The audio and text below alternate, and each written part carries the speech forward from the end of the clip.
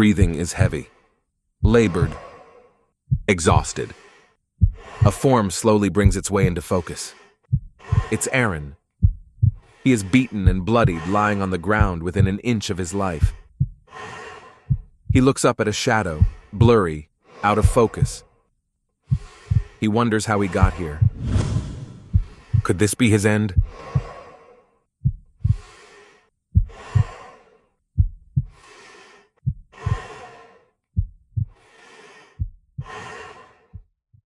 It rains in the real world.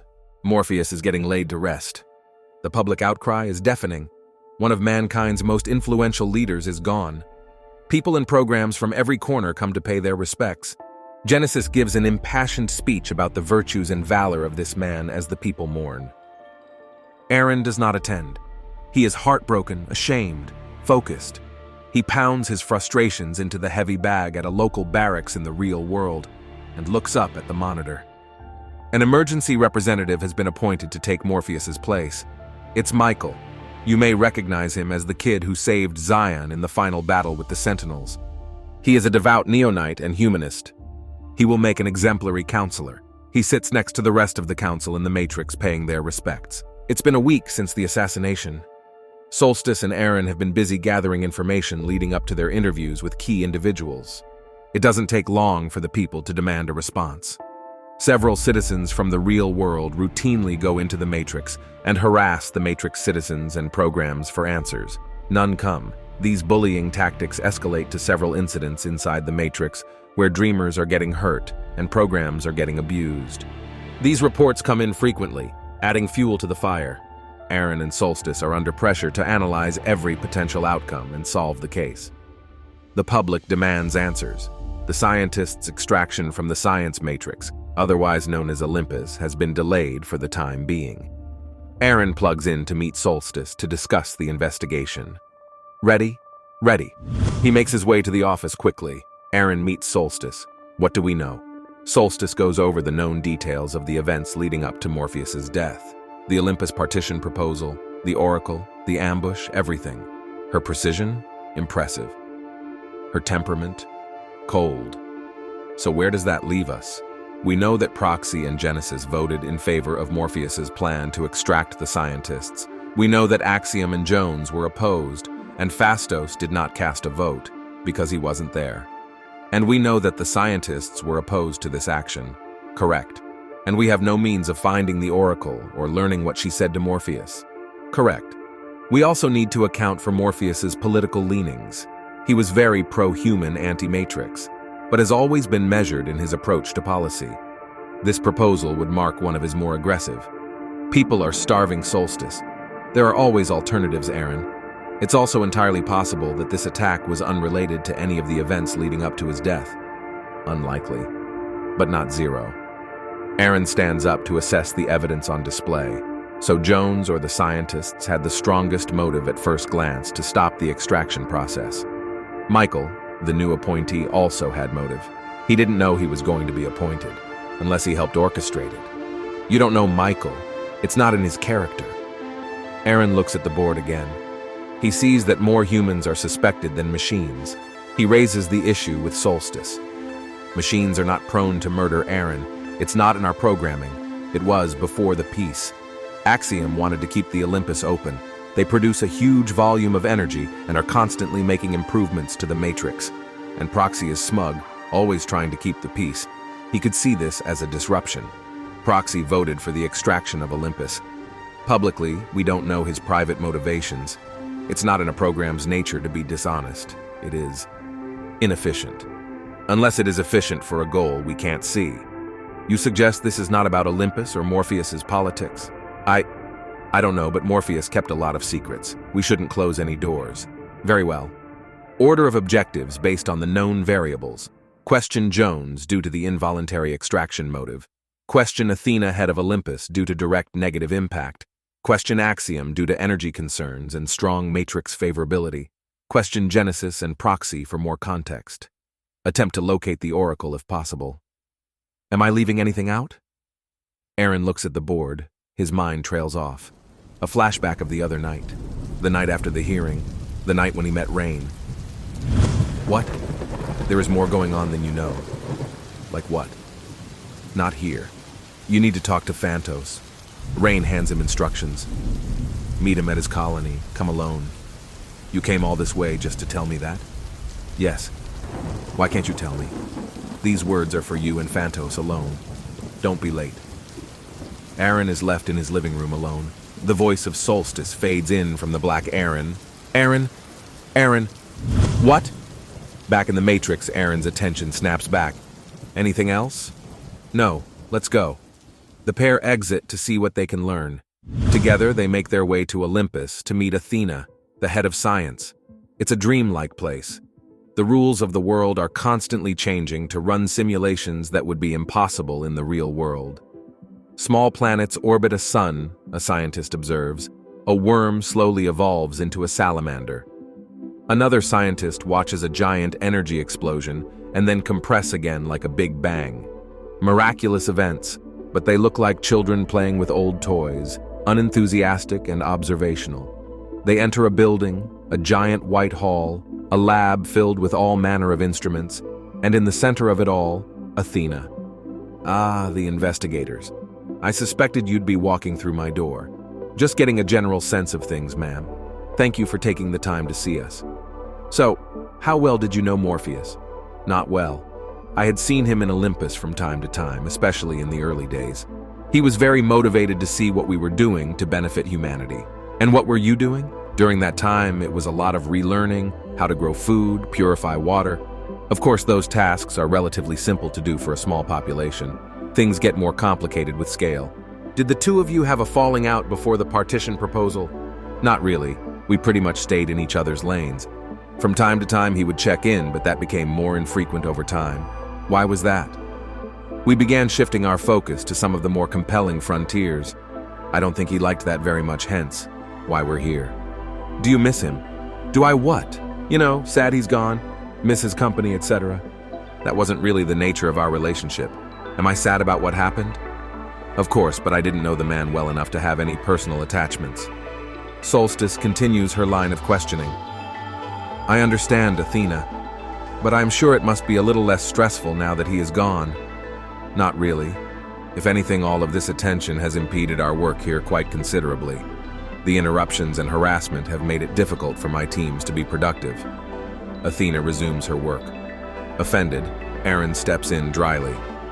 We apologize that a man's death has proven inconvenient. Athena corrects her tone, removes her glasses. Look, I am not happy Morpheus is gone. Regardless of our disagreements, I had a lot of respect for him. He's done a lot for mankind and he will be missed. Indeed, but his death, while temporarily inconvenient, does give this matrix some more time, does it not? It does, but it won't matter. Our work here will be set back decades, as we try to sort out the breather's problems on the surface, if we even can. And what work is so important here, Athena, that you can't bear to be parted with? We study a multitude of disciplines, some in conjunction with the machines, some independently.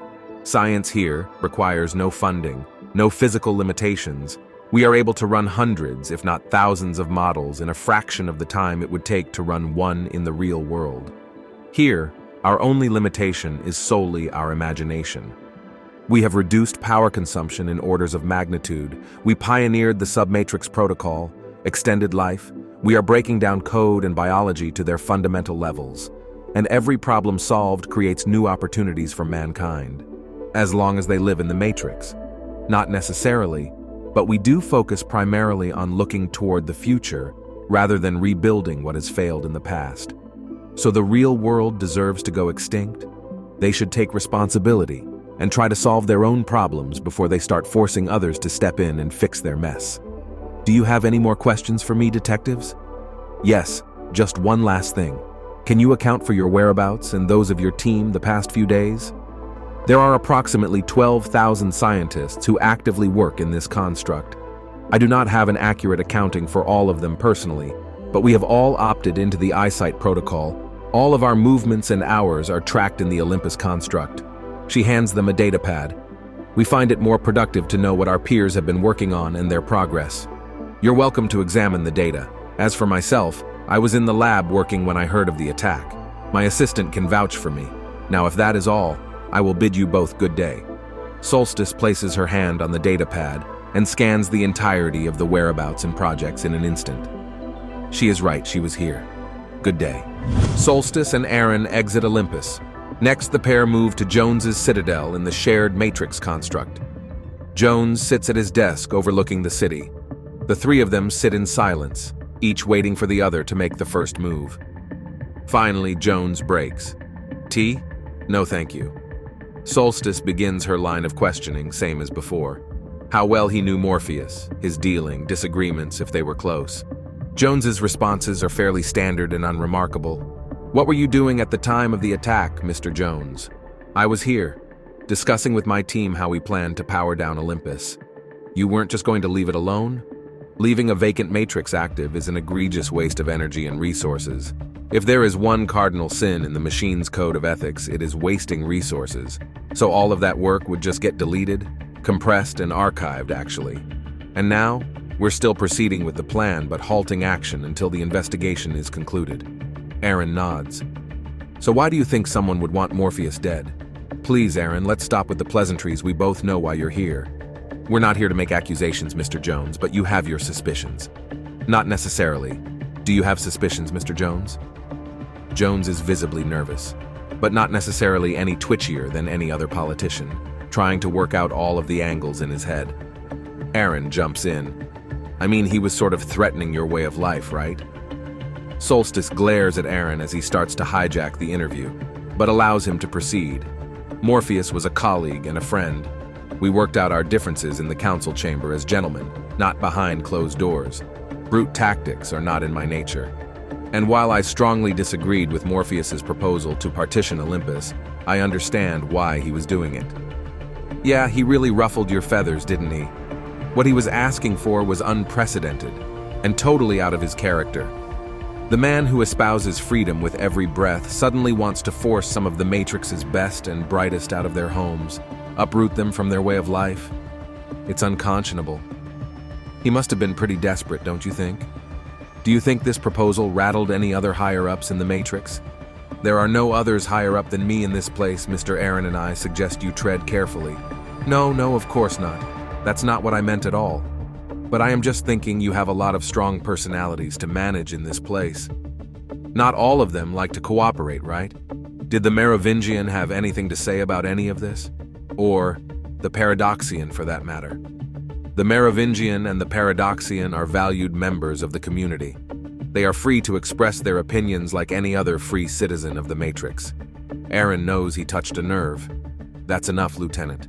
For those in the know, the Merovingian has controlled the underworld of every version of the Matrix. He is still very much active in this one.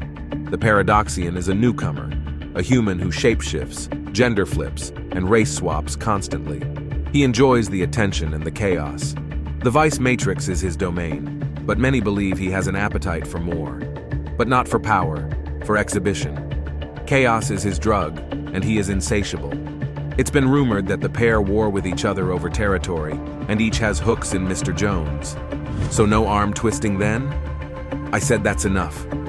Solstice raises her voice for the first time. Aaron is testing his boundaries with her. That would suggest that my arm can be twisted, Lieutenant. Jones declares emphatically. Aaron smirks again. Aaron backs off. Solstice takes over questioning.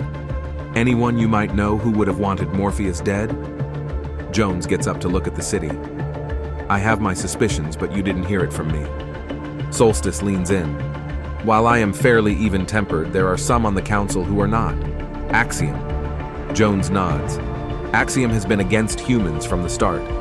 If there is one entity that would lock us all up in a cage and throw away the key, it would be him. The only one who keeps him in check is Proxy. Axiom is very vocal about his positions, but he's muzzled. He wants to stir up trouble between humans and machines. And that's what Morpheus's death did. Look at this city. There's been more protests and marches in the last 24 hours than there have been in the last year. People are upset, on edge. Nothing like this has happened in decades. So then what's next? Division. Jones nods. Mark my words, Detective. The war never truly ended. Just got a little cold. There are wolves around every corner. The machines are closing in on us. And if the breathers up there in the real world had their way, they would bring the war back to them in a heartbeat. Morpheus has been one of the few voices of reason for a long time. Solstice and Aaron look at each other, taking in his words. They dismiss themselves. As they exit, Solstice throws Aaron against the wall. "Don't you ever hijack my line of questioning. We are collecting information. We cannot do that if the subject is defensive." Aaron puts his hands up. "I know how to question. Do you? Because it looks like to me you just looking for an excuse to pull a weapon. Fall in line, Lieutenant." She glares at him and the pair move on. "We need to talk to Proxy before we talk to Axiom." The pair make their way to his office, but not before they are stopped by some humans looking for trouble. "Hey, you guys are the ones looking for Morpheus's killer, aren't you? Step back, man, we're working as fast as we can." "Yeah, and with a program, I see. How do you know they're not behind the whole thing? She could be deliberately sending you in the wrong direction." "I said step back." The men aren't complying. "Don't worry, boss. We can take her off your hands for you." Aaron shoots one of them in the shoulder, and then another, and another. The remaining men return fire. Aaron and Solstice team up in a sequence of acrobatic combat to suppress the assailants. They go back and forth, kicking and punching, until finally the remaining two run off. Aaron takes aim at them, but then lowers his weapon. He looks over at Solstice. Both of them are rattled by the encounter. "You okay?" "Yeah, you?" "Fine. All right, let's get moving then." Aaron is taken aback by Solstice's robotic demeanor. He forgets sometimes she is a program. The pair make their way to Proxy's office. Proxy works diligently from his office. "Hello, Aaron. Solstice, how is the investigation going?" "It's moving along. Do you mind if we ask you a few questions?" "Of course not. How was your relationship with Morpheus?" "Morpheus and I were good colleagues." "Friends?" "Not really. Our relationship was strained." "How so?" "I was created to liaise a better world between machines and mankind. I have to walk a line between advocate, mediator, and devil's advocate, which means not everybody can be happy all of the time." "Is that why you decided to vote in favor of the Olympus partition?" "I calculated as many of the known variables as possible, quantitatively and qualitatively. I even tried to factor in intangibles. Partitioning Olympus seemed like the lesser of two evils in the desire to maintain the peace. But with Morpheus gone, I fear disruption." "What about Axiom? What does he think?" "We know he holds strong views regarding humans. We were hoping you could add some additional context." Proxy shuts his laptop and gets serious. "You don't think he could have been involved, do you?" "We're just hoping to observe your perspective. Axiom is an old program. He was there when the Matrix Initiative began. He's been updated and recoded several times, but the original underlying source code remains. He has a hard time differentiating humans from little more than an energy source. Seems like a dangerous guy to have on the council then, don't you think? It was important to Alpha that the interests of the Matrix construct be represented from the machine's perspective, not just the humans. He is an advocate for keeping machines' needs met. It's a very important job. Isn't that something you could do? Seems like a redundancy." "Not really. Diversity of perspective has a higher yield of quality decisions. But isn't that inefficient? The goal of any system is to approach a problem holistically. If all programs were designed to think and behave exactly the same, then no cross-examination would occur, and therefore no innovation. In fact, the very bedrock of a self-improving, self-governing system is to inject different opinions so that the strongest and most resolute action can survive while modified and enhanced to incorporate other unforeseen consequences. It's what makes the entire system cogent. And would a murder make for a more cogent outcome? No. It would dilute the system of a divergent perspective required for harmony. It would be suboptimal. Would it be impossible? It would be highly improbable for a program in the new world, but not incalculable. No, not incalculable. Has he come to you with misgivings towards Morpheus? He has, but nothing I haven't been able to manage. Besides, his more aggressive protocols were purged after the conclusion of the war. That's good to know. Anything else I can assist you with, Detective? No, I think that's it. Very well. Please let me know if I can be of further service. Thank you for your time, Proxy. One last thing. Any reason why Alpha and Omega would want Morpheus dead? Morpheus has been an ardent supporter of the Alliance since the end of the war. Alpha and Omega mourn him along with everyone else. Good day. Solstice and Aaron march through the streets discussing the events of the day. What do you think about all of this? Arguments could be made for or against all of them. It's all circumstantial at this point, and we still need to talk to Michael and Genesis. And we need to track down the Merovingian and the Paradoxian. I don't trust Jones as far as I can throw him. Solstice looks at him curiously. It's an expression. Agreed. It seems fairly definitive that Athena was not anywhere near the attack when it happened. It doesn't mean she didn't have a hand in organizing it. True. Let's move on. This whole process is going too slow for Aaron. They are getting nowhere. He decides to do something different and put some pressure on Axiom. The pair arrive at Axiom's home. Hello, detectives. Hello, Ax. So, why did you do it? Excuse me. Aaron, what are you doing? Yeah, why did you kill him? I beg your pardon. Come on, Saul, aren't you curious? I apologize, sir. I did not agree with this line of questioning. Some people in the council chamber think you did it. Excuse me. That you couldn't stand the idea of a human chipping away at the Matrix population. That you wanted to send a message no matter what the cost. Sounds like a very human response. How about this for a human response? Aaron grabs Axiom and pulls him up from his seat. Axiom throws him against the wall. Security bursts through the door. Axiom pulls a gun. Solstice jumps in between. Enough. Get a grip. I did not kill your precious Morpheus, you incompetent child. Why? Because you respected him? That's what everybody else has been telling us. Frankly, I couldn't stand him. I think his proposal was ill-conceived and even more poorly executed. I think he was an incompetent leader for needing to pull Matrix resources to solve his fastidious issues. I didn't want him dead. I wanted him to suffer the consequences of his failures. After he polarized the machines and humans, creating even deeper wounds in this charade of peace. But alas, someone else eliminated him before I had the pleasure of witnessing that, unfortunately. But unless you have something a bit more concrete, I advise you both to leave my office immediately before I have you both shot. Aaron wipes his bloody lip, Solstice apologizes, and the two exit. Solstice throws Aaron against the wall again. What the hell was that? It seems like his aggressive protocols are still very much intact. He was defending himself, you moron. Every sentient being has the right to self-defense. What about defending your way of life? Does that allow for aggressive protocols? Solstice huffs in frustration. He is never going to cooperate with us now. I've known that program since I was a boy. He was never going to cooperate with us. At least now I know he knows something. What do you mean? I saw it in his eyes. That's impossible to detect. There is something he is not telling us. So what do you suggest we do? Follow him? He's going to be on high alert after the stunt. Maybe he is too arrogant. To think we would be that stupid. You're an idiot. Aaron smiles. Pull another stunt like that and I will throw you out the window myself. Whatever you say. Look, I have an errand to run up there. Do you think you can keep an eye on things while I am gone? Where are you going? I need to take care of something, but I will be back tomorrow. Just keep an eye out. Aaron departs. Aaron unplugs from the Matrix, but this time he doesn't go home. He pulls out the instructions Rain gave him and begins to make his way to Shangri-La, Phantos' colony. The journey is long, and he takes painstaking measures to ensure he isn't followed. Phantos is an enigmatic figure. He was once one of the greatest human warriors in the Matrix. He and Morpheus were close, like brothers. Some used to call him the Nightmare. He was invisible, silent, lethal, an imperceptible shadow until it was too late. After the war ended, he laid down his sword and vowed to never enter the Matrix again, dedicating his life to the human cause.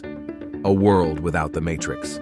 He knows its seduction all too well, and spends the majority of his time rehabilitating old soldiers to live in a world without the Matrix.